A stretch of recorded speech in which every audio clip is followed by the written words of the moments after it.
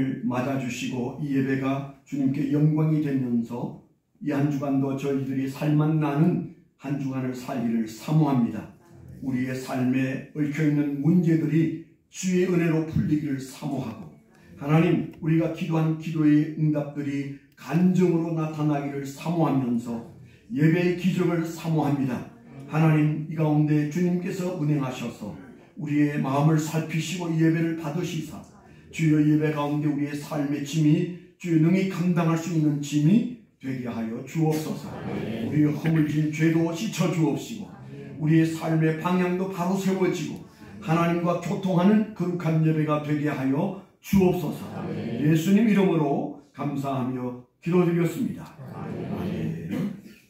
우리 격려하겠습니다. 하나님은 오늘도 살아서 우리 가운데 역사하십니다.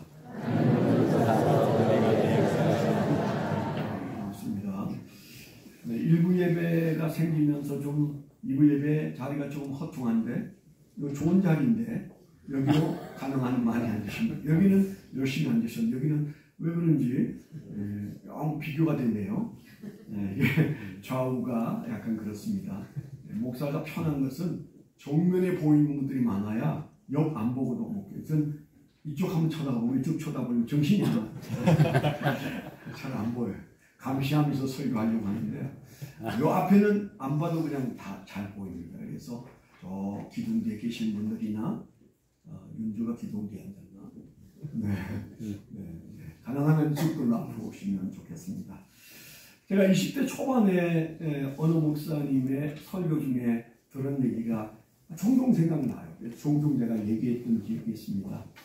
그 얘기가 무슨 얘기인가 하면, 오늘날 알렉산더 대왕이 세계를 제패하고 있을 때 이제 전쟁 중에 막사 사이를 이렇게 북한과 함께 걸어가고 있었습니다.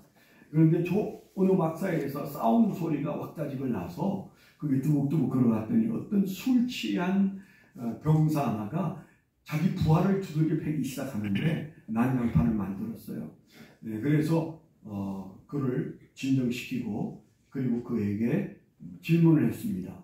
너 왜 그랬냐? 그랬더니 뭐 이러고 저러고 술 취한 소리를 하는데 화가 난 알렉산더가 너 이름이 뭐야? 그렇게 물었더니 알렉스, 그렇게 대답한 거예요. 너 이름이 뭐냐 그랬는데 알렉산더라고 한 거예요. 너 이름 말이야.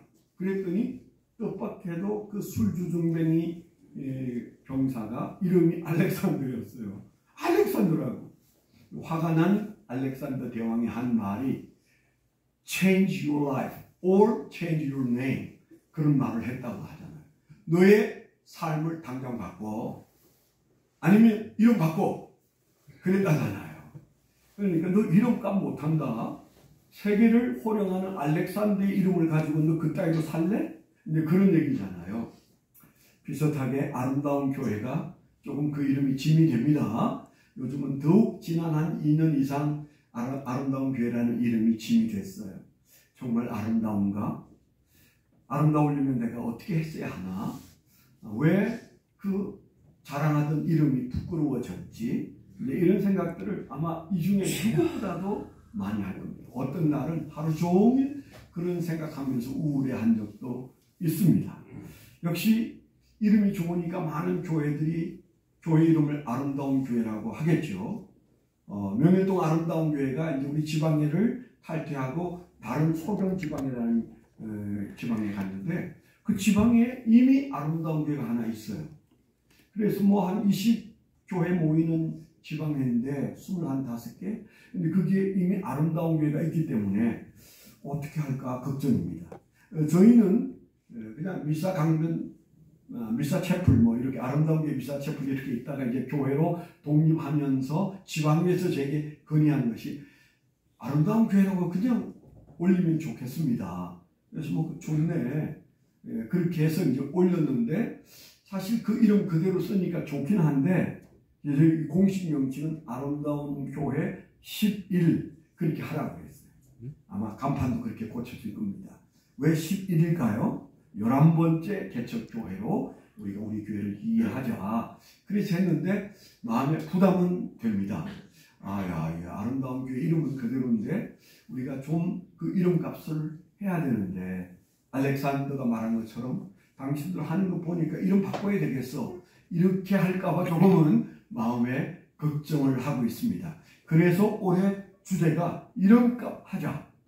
정말 이름값 하려면 뭘 해야 되나? 그래서 우리가 사랑으로 아름다움을 증명하는 교회가 되어야 되지 않겠느냐. 그 얘기를 지금 수차례 하고 있습니다. 그렇지, 그 사랑은, 성경적 사랑은 뭘까? 순종이 사랑이다. 두 번째는 격려가 사랑이다. 세 번째는 교회를 사랑하는 것이 진짜 사랑이다. 우리가 엉뚱하게 사랑하지 말고 이 공동체 안에서 우리가 죽기 살기로 사랑해보자. 이제 그런 말씀을 제가 여러분에게 드렸고, 오늘 말씀은 그게 하나 더 붙여서 교회를 사랑하려면 어떻게 해야 되는가? 그냥 끌어안고 덩 두들겨주면 사랑이 되는가? 안 됩니다. 교회 사랑은 훨씬 어렵고요. 그리고 노력이 요구되어지고, 그러는 중에 정말 이 사랑을 제대로 하려면, 교회뿐만 아닙니다. 이 사랑을 제대로 하려면 철학이 갖추어져야 된다. 그런 말씀을 오늘 좀 드리려고 하고, 그래서 우리 교회에 40년 동안 지켜온 5대 철학을 다시 얘기하려고 합니다. 졸리기 시작하죠? 네. 그 얘기를 내가 40년 동안에 수도 없이 들었는데 또 저걸 꺼내놨습니다. 작년 창립 기념일 때도 5대 철학 얘기했고요. 해마다 해서 이 5대 철학 얘기를 많이 했습니다. 오늘은 여러분 들으라는 설교이면서 사실은 제가 김호남 목사님 부부에게 하는 설교입니다. 그래서 여러분들은 잘 들으시면 됩니다. 저라도 괜찮고 조용히만 하시면 돼요. 제 설교의 주대상은 우리 김 목사님 부부가 주대상입니다.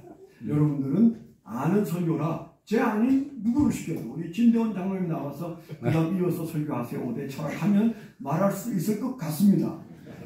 제가 일부 예배 때는 김성민 목사님에게 5대 철학 말해보라고 할까?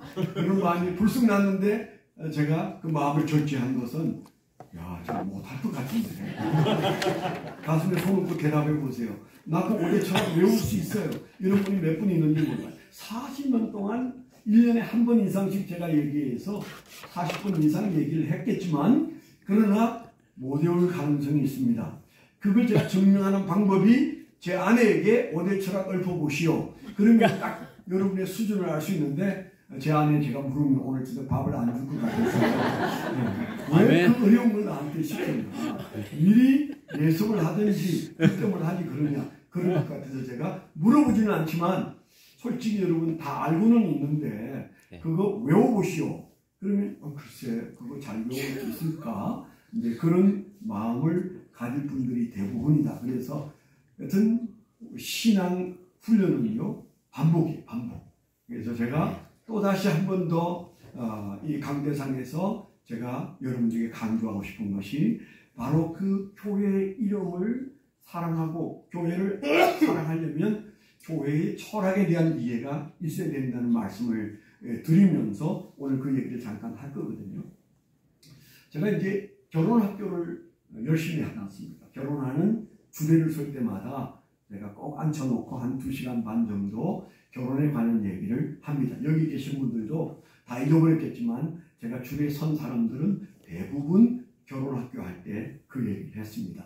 아마 꽤 오래된 결혼한 사람은 한경종, 박미옥 표정 보니까 뭘 들었는지 기억 안 나는 것 같은데 여튼 제가 한 3시간 정도 결혼학교를 하면서 가장 강조하는 게 뭔가 하면 잘 살고 싶으냐, 결혼생활 잘 하고 싶으냐, 그러면 내 말을 잘 들어야 된다. 제가 사인펜으로 그림을 그리면서 꼭 하는 얘기입니다. 누구든 붙들고 하는 얘기인데, 결혼 전문가로서 공부도 했고 가르치기도 하는 사람으로서 결혼이 끝까지 잘 가기가 참 어려워요. 오늘날은 더더욱 어렵습니다. 여러분이 엉터리라 그런 게 아니고 얼마나 여러분들이 잘 준비되어 있어도 환경이 별로 안 좋아요. 그런데 누구를 붙들고 어느 나라 어떤 스승을 붙들고도 물으면 결혼은 뭐냐? 오래 참는 거다. 그렇게 말해요. 우리는 뭐라고 말해요? 결혼은 사랑이다. 지금 보니까 사랑 안 하니까 그만 살아도 되겠다. 너 나 사랑하지 않잖아. 나도 너 이제 사랑 안 해. 그럼 우리가 왜 살아야 돼? 이런 엉터리 없는 말을 한다고 제가 늘 얘기했잖아요. 사랑하기 때문에 결혼이 되었더라도 성경이 말하는 결혼은 사랑하기 때문에 유지하는 게 아닙니다. 결혼했기 때문에 사랑해야 되는 겁니다. 아멘? 아멘. 근데 그걸 거꾸로 생각해요. 왜 거꾸로 생각합니까? 감정과 영화 때문에. 그래서 수많은 영화가 사랑 타령하는데 그거 가짜예요. 저는 가짜라고 말하고 싶어요. 사람들은 가짜에 더 몰입되는데 성경이 말하는 사람 에이 이렇게 말합니다. 그런데 영화가 수백억 들여서 만들어 놓은 사랑은 그게 가짜고 위험한 건데도 그게 멋있게 여겨집니다. 무슨 다리라는 영화가 있었죠? 무슨 다리죠? 메디슨 카운티의 다리. 뭐 하여튼 그 다리. 그 다리. 그 다리. 뭐 제 아내하고 메디슨 카운티 다리 보러 롯데 극장을 한번 간 적이 있어요. 그런데 오후 2시에 갔는데 40대 여자가 딱 앉아, 남자는 저 앉아 있더라. 그러면 그런 사랑을 동경하는 게 남자는 아닌 것 같아요. 바빠서 안 오기도 했지만. 그래서 제가 다 보고 저건 아닌데, 저 바람 피는 얘기인데, 그걸 그 40대 여자가 잔뜩 들어와서 앉아서 보고, 그리고 그 며칠 후에 조선일보에 그 영화가 왜 유명한지 한국 여성들이 눈물을 흘리면서 그 영화를 좋아한다고. 저렇게 한번 연애해봤으면 그런다는 거예요. 미쳤다. 그런 생각을 제가 했는데 그거 가짜입니다. 진짜는 성경에 있어요. 아멘? 아멘. 사람을 지으시고 아담과 하와를 사랑하는 부부로 만드신 분이 하는 얘기가 진짜지. 무슨 영화가 하는 말이 진짜겠어요. 그런데 오늘날 이 시대가 진짜에는 귀도 기울이지 않는 시대니까 이해는 합니다만은 그 진짜가 말하는 바가 뭐냐. 많은 결혼의 서성들이 하는 말은 딱 하나예요. 사랑, 결혼, 성공, 결혼을 성공하는 건 오래 참는 거야. 그렇게 말합니다. 제가 본 모든 결혼학 교과서는 결혼은 견디는 거야. 그렇게 말합니다. 못 견뎌서 간두거든요. 그리고 나중에 100% 후회합니다. 못 견뎌서 간둔 결혼은 100% 후회하게 되어 있어요. 물론 개 중에 이혼할 수밖에 없는 경우도 있어요. 그것까지 얘기하는 건 아닙니다. 무조건 참아라 그 얘기는 아닙니다. 성경에도 무조건 참아라 그러지 않습니다. 모세의 하는 말 중에 결혼 이혼 정서를 써주고 끝내라 그런 얘기도 있으니까 이제 예외적인 얘기를 제가 여러분들에게 하시는 얘기가 아니에요. 그러니까 여러분들이 새겨 들으시면 되는데 어쨌든 결혼의 기본 정신은 오래 참는 건데 고린도전서 13장에서 사랑장에서 말하는 사랑이 뭐예요? 제일 첫 마디가 오래 참는 거다. 그렇게 정리하고 있어요. 그럼 같은 말이죠. 그런데 그 15가지 사랑에 대한 프리즘을 얘기하는데 사랑은 오래 참고로 시작해서 맨 끝머리 15번째가 뭔지 아세요?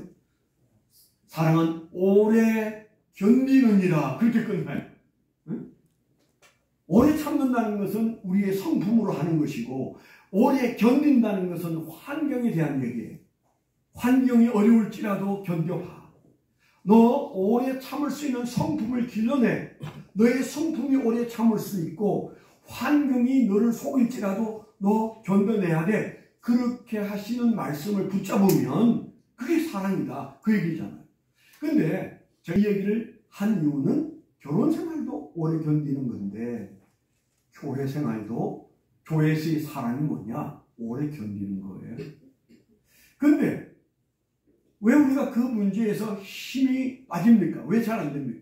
그게 알지만 안 되는 걸 어떻게 해요? 안 되잖아요. 오래 견딘다는 건 정말 어렵습니다. 그게 사랑이라니까 더 어이가 없어요. 뭐 찌릿찌릿하고 말이죠. 가슴에 불이 나고 막 보고 싶고 돌아서면 또 보고 싶고 그런 때가 조금은 있었잖아요. 아멘. 저는 한 50년 가까이 같이 살다 보니까 아내가 빨리 안 들어오면 걱정은 되는데 보고 싶지는 않아요. 걱정은 됩니다. 오늘 위험한데 진짜. 지금 뭐 하고 있지? 이렇게 걱정된다. 저는 오후 5시가 넘으면 막 걱정이 돼요. 제 아내가 외출을 하면 4시 전에는 들어오거든요.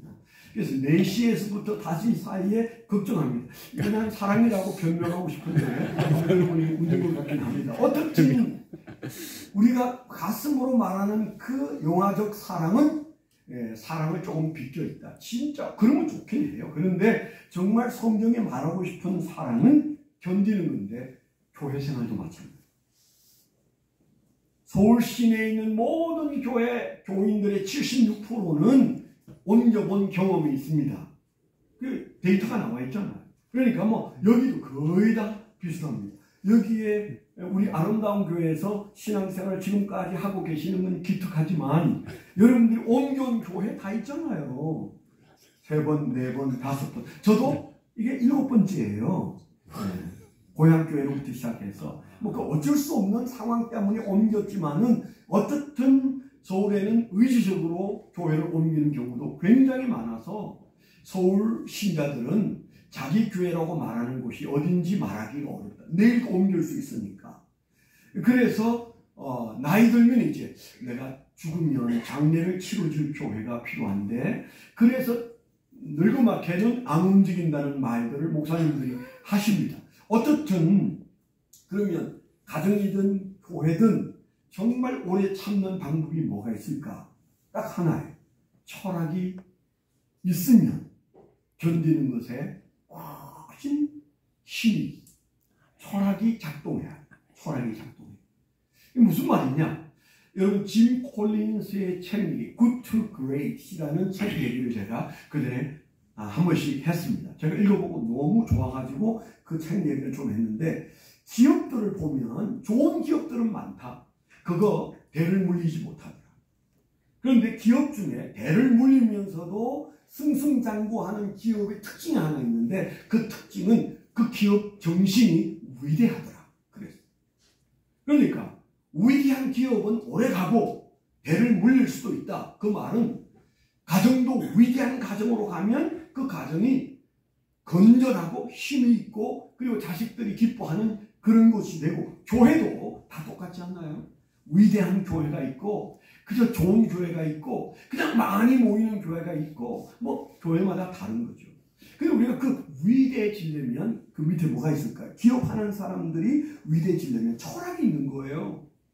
가정도 위대해지려면 그 밑에 그냥 좋은 엄마, 좋은 아빠, 좋은 자식으로 위대해지는 가정 아니에요. 그 밑에 흐르고 있는 철학이 있는 거예요.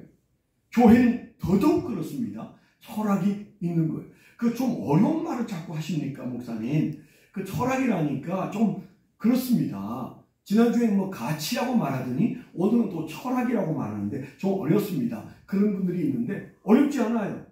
성경적으로 말하면 성경에도 철학이라는 말이 나오긴 합니다만은 성경에서 말하는 철학은 생각. 생각이 어떠하냐? 그게 철학이에요. 뜻이 어떠하냐? 그게 철학이에요.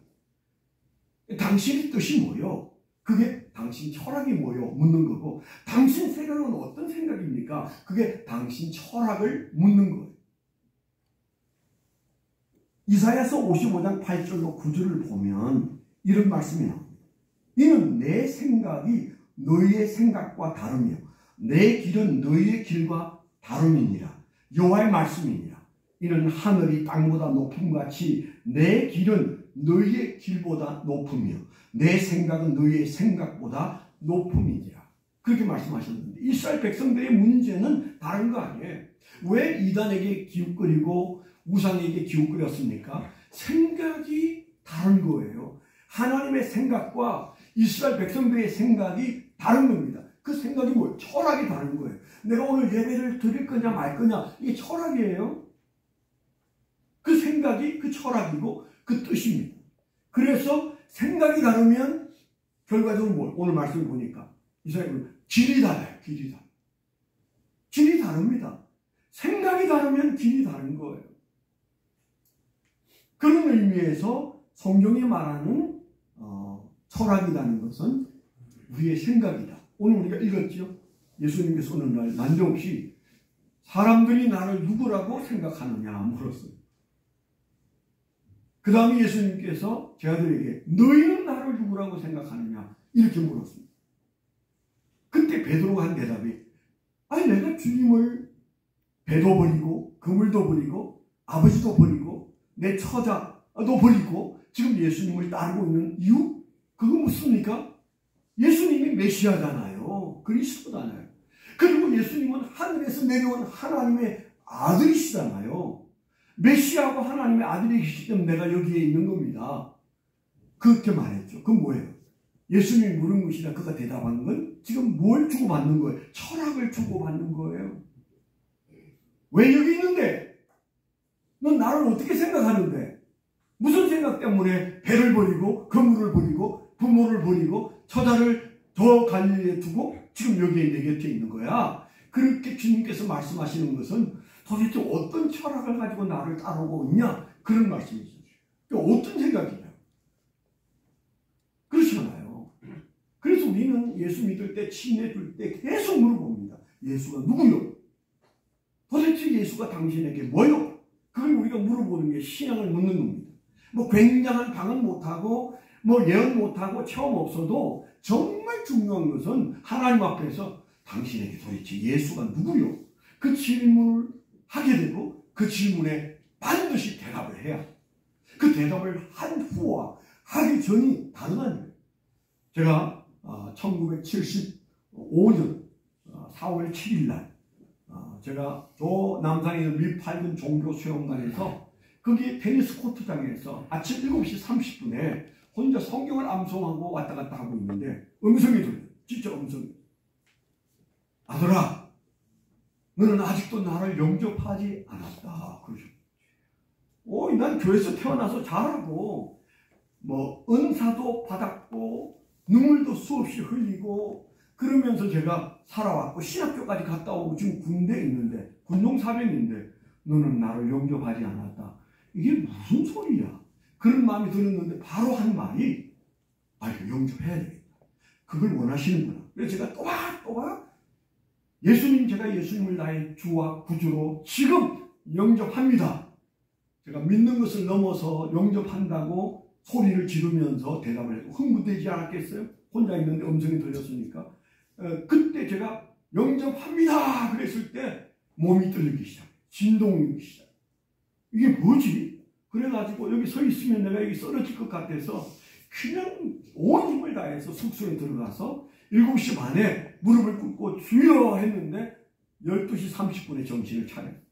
여러분도 그래야 된다는 얘기가 아니에요.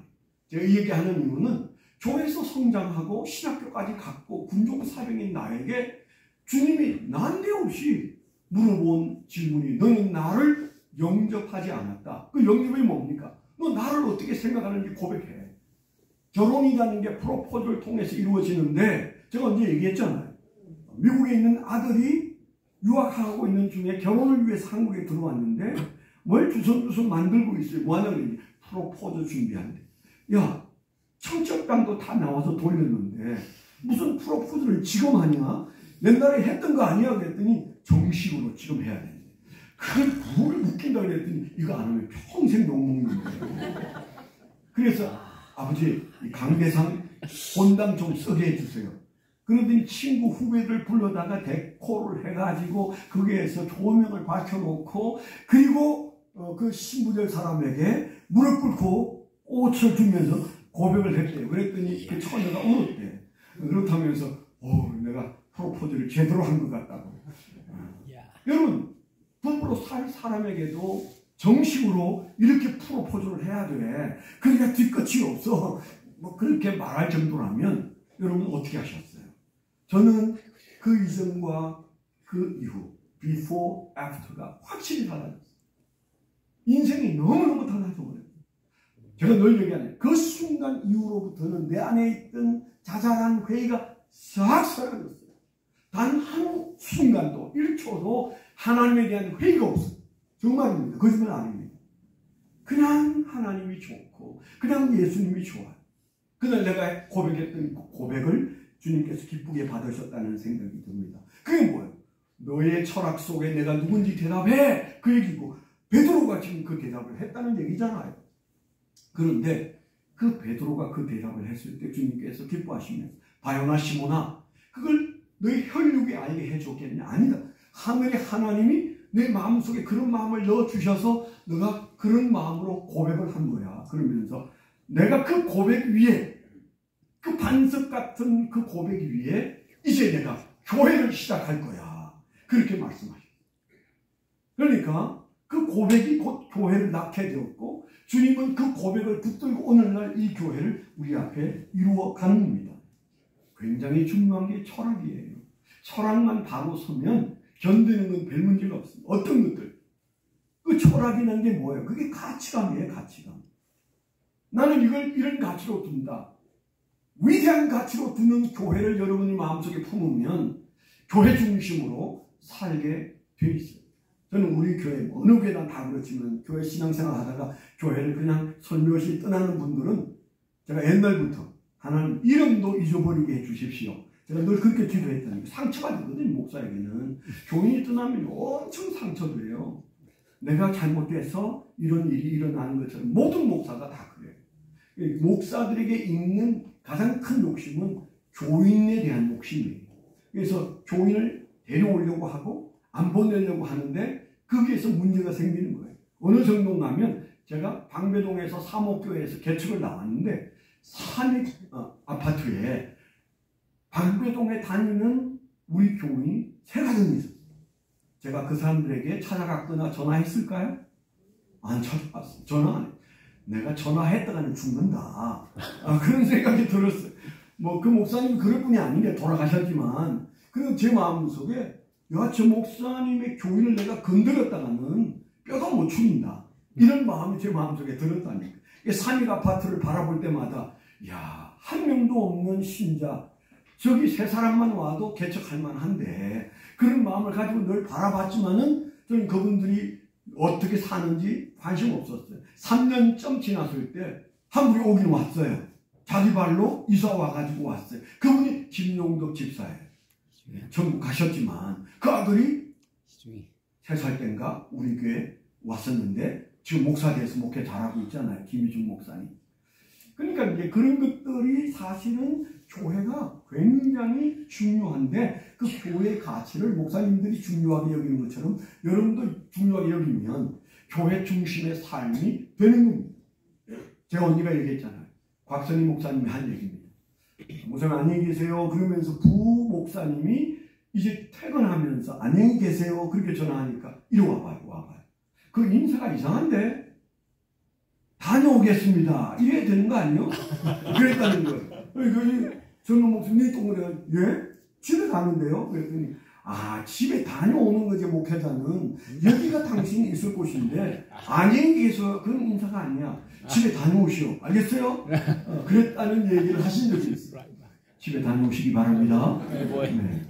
아이고 할렐루야. 오늘 예배 마쳤습니다. 일주일 동안 내가 잘 살다가 또 다음 주에 가고 싶은 마음이 들면 가야지. 이거 아니라니까.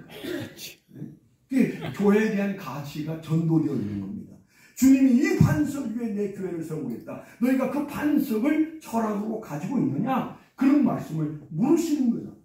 그래서 쉬운 말로 교회에 대한 생각이 어떠하냐가 교회를 사랑하는 정도가 되는 겁니다. 네. 오고도 또 오고 싶은 것은 교회 꿀이 발려서가 아니고 교회가 어떤 곳인지 생각하니까 여러분 그 교회 중심으로 마음이 움직일 수 있는 겁니다. 그런 측면에서 저는 33살 어린 나이에 교회를 개척하면서 교회는 철학이 있어야 돼. 그런 마음을 가졌어요. 하나님 그런 마음을 주셨어요. 제가 그때 이제 뭐 이렇게 둘러보니까 이 일대에도 교회가 너무 많았어요. 박영철 교수님에게 제가 전화를 했어요. 제가 존경하는 분이라 목사님, 교회가 너무 많고요. 저 많은 교회에 비집고 들어가서 교회를 한다는 게 좀 심란합니다. 그랬더니 그 목사님이 정색을 하고 저한테 전화를 받으면서 하신 말씀이 김 목사님, 교회가 많다 적다 그거 왜 따져요? 하나님이 하게 해서 하는 거 아니에요? 뭐 그렇긴 합니다. 그랬더니 하나님이 시킬 때는 하나님이 원하는 당신을 통해서 이루려고 하는 교회가 있을 텐데 그거 하라고 거기 보내는데 왜 많다 적다 그런 얘기해요? 그런 거 신경 쓰지 마요. 내 의식을 바꾸나 철학을 바꾸나 교회 많건 적건 그건 상관이 없구나. 하나님이 나를 통해서 이루려는 교회가 있구나. 그렇다면 그만큼 많은 교회 중에 내가 교인 한 명도 없는 상황에서 개척을 한다면 하나님이 뭘 원하실까? 그런 고민을 계속하면서 제가 하나둘 완성한 게 어느 날 보니까 5개의 철학으로 정리가 됐고 뭐 말은 좀 서툴지만 그 5개의 철학을 지금까지도 가지고 있고, 아까 말씀드렸잖아요.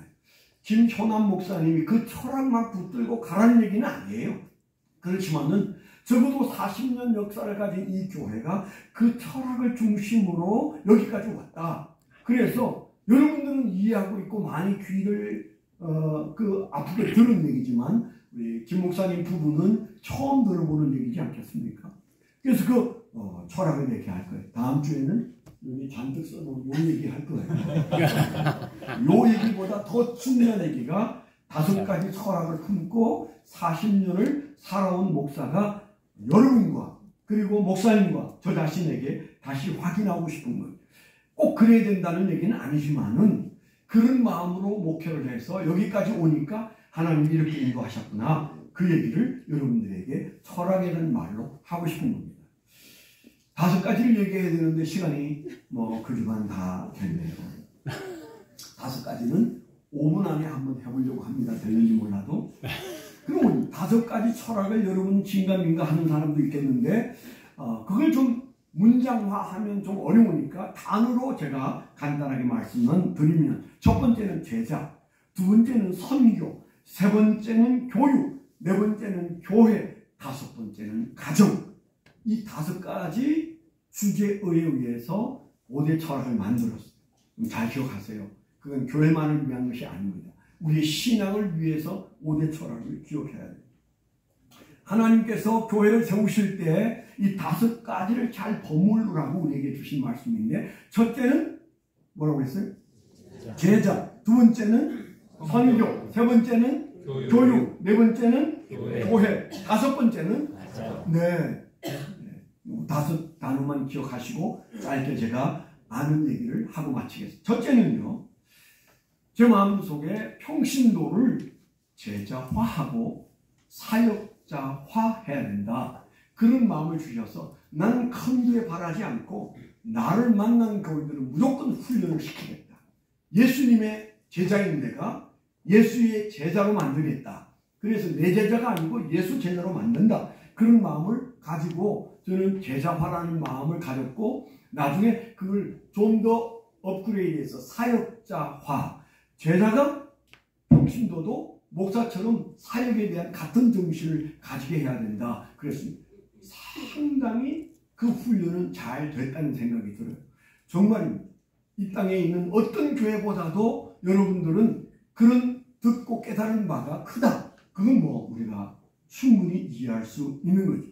그래서 여러분들이 이제 사역자의 심정으로 살아갈 수 있도록 주님께서 이제 가르쳤으니까 그렇게 살려고 애를 쓰셔야 합니다. 두 번째는요, 선교입니다.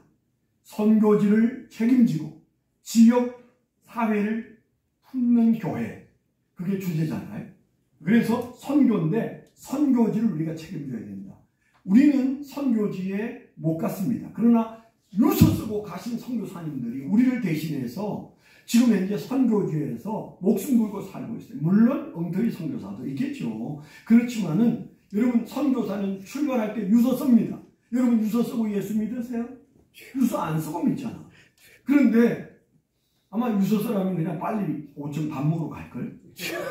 그런데 그분들은 다 유서 쓰고 가요.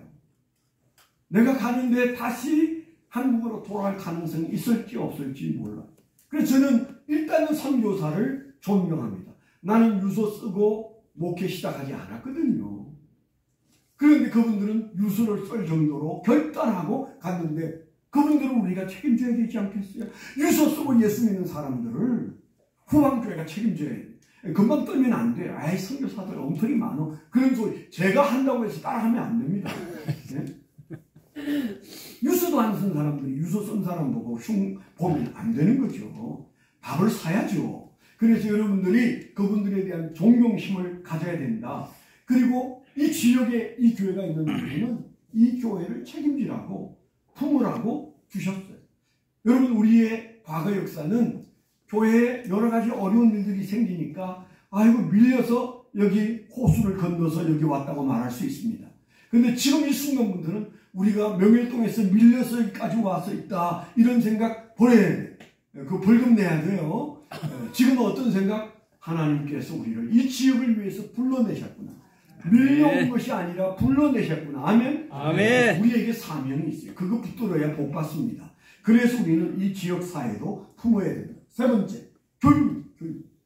제가 40년에 개척할 때도 저는 교육에 관심이 너무너무 많은 사람이었는데, 제가 윤호주의학교부터 청년부까지 가르치면서 느끼는 것은, 교회가 젊은이들에게 은혜를 못 끼친다.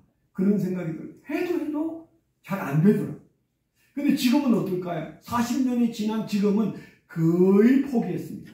부모도, 교사도, 교회도 그들을 은혜 끼쳐서 나오는 데까지만 목적을 두고 그들이 정말 눈물 흘리면서 예수를 우리처럼 사랑하도록 결단하게 만드는 과정까지 가는 데에 대해서는 속수무책. 어느 교회나 그렇습니다. 무려 58%의 교회들은 주일학교가 없다고 그러잖아요. 포기했어요. 아니, 뭐 인구가 주니까 그렇지. 이게 무슨 인구가 줄어요. 인구가 줄어도 학원들은 그대로 학원하고 있고 학교도 그대로 학교하고 있어요. 그거 서울에서 그런 말 하면 벼락 맞아요. 아닙니다. 없는 게 아니고 우리가 어쩌지 못하는 거예요.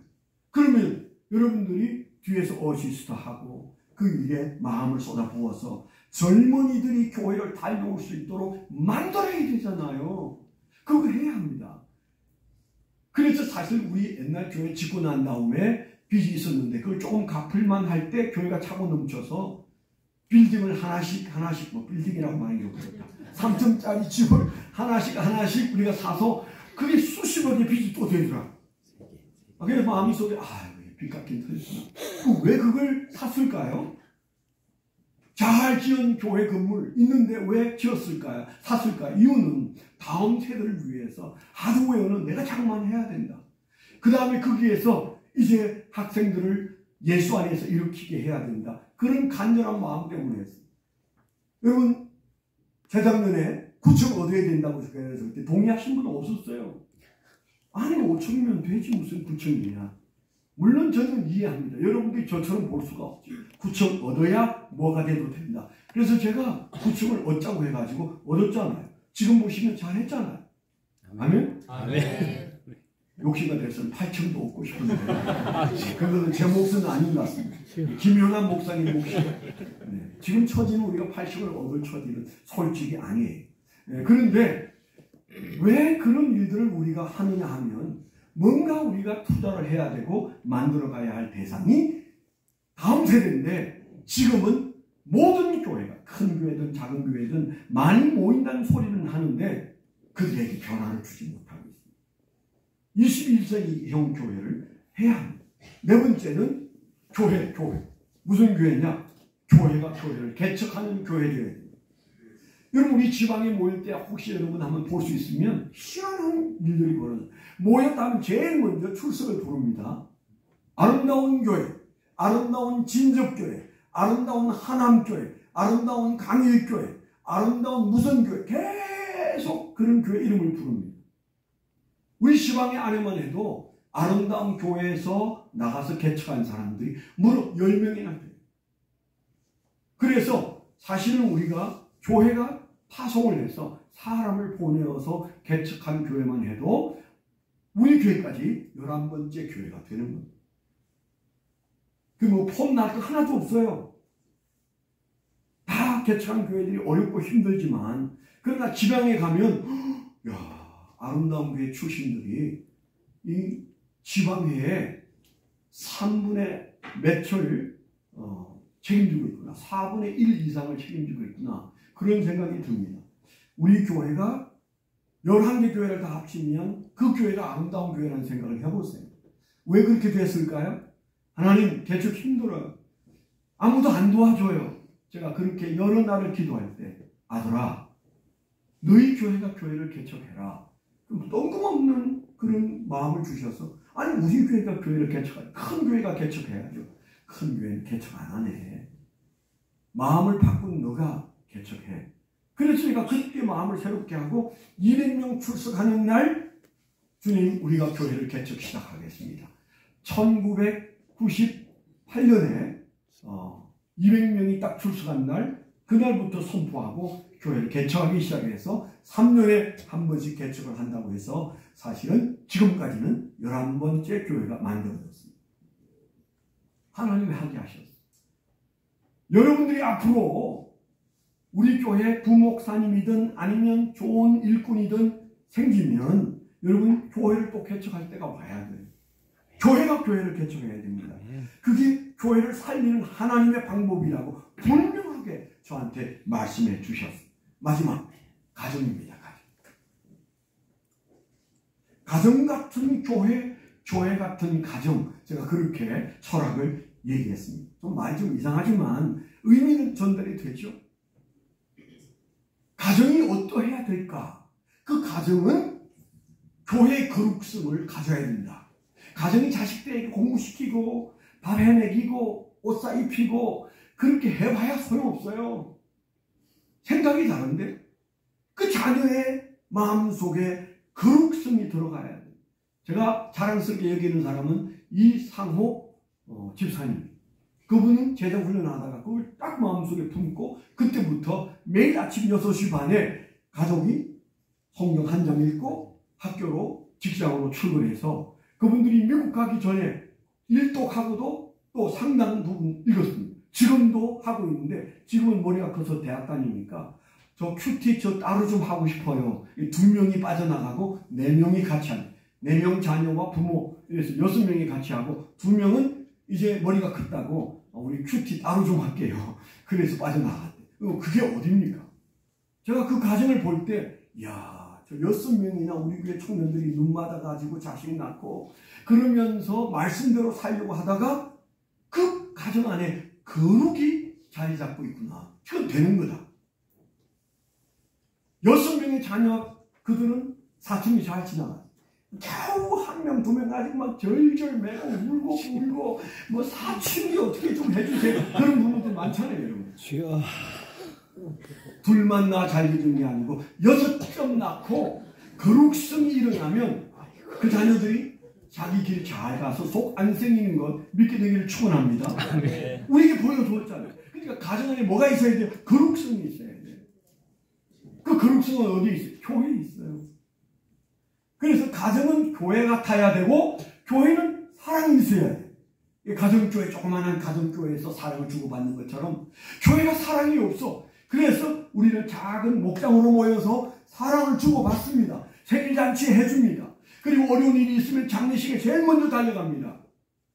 그 목장이 만들어져야 그게 가능해요. 목장 없으면 제일 먼저 안 달려가는 거예요. 우리 교회들도 보면, 그전에 보면 초상이 나면 그 목장 목녀가 제일 먼저 달려가서 거기 있더라고 항상. 생일 파티, 목사가 생일해도 뭐 파티 잘 안 해주는데 목장에서는 어김없이 촛불을 켜놓고 파티를 해. 그게 어딥니까? 그게 사랑입니다. 교회는 사랑이 있어야 되고 가정은 사랑이 있습니다. 그런데 거룩성이 있어야 돼요. 가정 같은 교회, 교회 같은 가정. 33살짜리가 마음속에 품고 철학으로 주님 앞에서 세웠던 5가지. 이 교회가 또 여러분이 그 말씀 붙들고 살게 되기를 축원합니다. 네. 기도하겠습니다. 하나님 아버지, 40년 전에